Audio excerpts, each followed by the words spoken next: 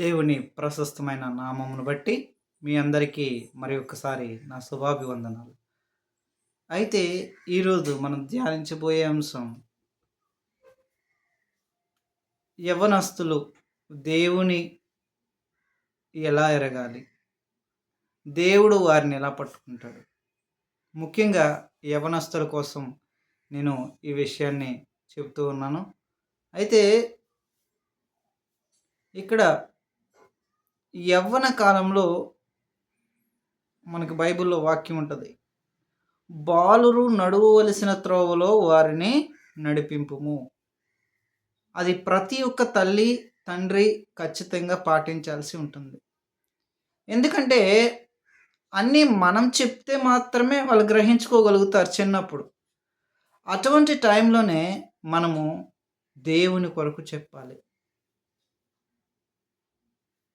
As a Christian how to live in this society you must teach your child properly.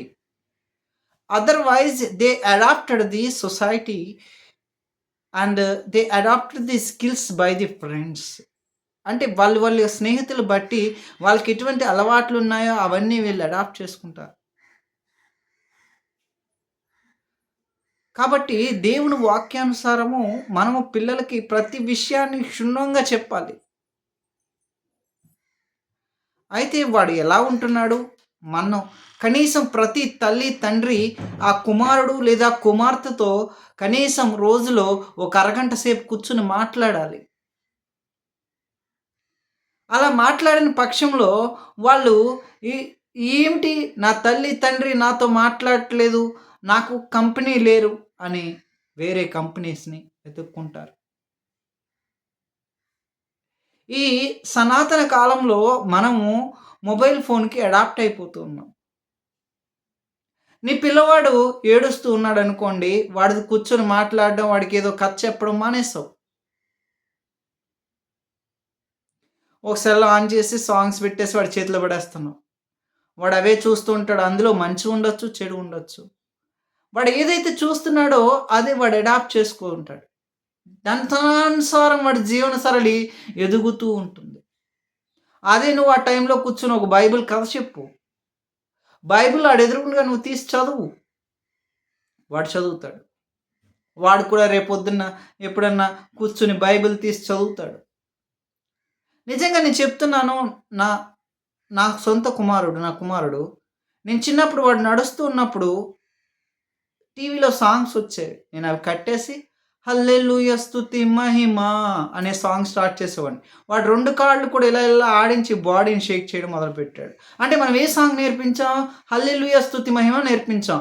రేపొద్దున మనం ఏదైనా సంఘానికి వెళ్ళినప్పుడు వాడు హల్లెలూయా స్తుతి మహిమ అని డాన్స్ చేసినా పర్వాలా. అది తప్పు కాదు. కానీ ఈ రోజుల్లో మనం ఆ మాత్రం శ్రద్ధ తీసుకోకపోతే మన కుమారుడు టీవీలో చూసినట్టు ఏవైనా వ్యంగ్యమైన పాటలకు, ఏ సినిమా పాటలకు డాన్స్ ఏసాడనుకోండి, it's equal to the society. ఇప్పుడు వినాయక లేతే అన్య సోదరులు చేస్తూ ఉంటారు. మనం అనుకోడు కొన్ని కొన్ని పండుగలు జరుగుతూ ఉంటాయి. వారేంటంటే ఆ ఊరేగింపులో ఎదర దేవుని ప్రతిష్ఠిస్తారు. వెనకాల వీళ్ళు డాన్సులు వేస్తూ ఉంటారు. ఇది తప్పా? కాదా? ఇది తప్పా కాదా? ఇప్పుడు నువ్వు ఒక దేవుడిని నీ ఉన్నతమైన దేవుడిగా భావించినప్పుడు, ఆ దేవునికి ఎదురుగా అవమానకరమైనటువంటివి పాటలు, డాన్సులు చేయడం తప్పా? రైటా? దీని కంటిన్యూషన్ ఏంటనేది రెండవ భాగం రేపు నేను ధ్యానిస్తాను. ఈరోజు కళ్ళు మూసుకోండి. ఇది ఎవరైతే వీక్షిస్తున్నారో వారు ప్రభువా వారిని దీవించండి, ఆశీర్వదించండి. బలంగా ప్రభువా వారిని వాడుకోండి, మాట్లాడండి, మారు మనసునివ్వండి. ప్రభువా యేసయ్య రేపు రెండవ భాగంలో నేను చెప్పబోయేటప్పుడు నాకు బాగా చెప్పే భాగ్యాన్ని, బాగా చెప్పే జ్ఞానాన్ని నీవు నాకు దయచ్చే తండ్రి.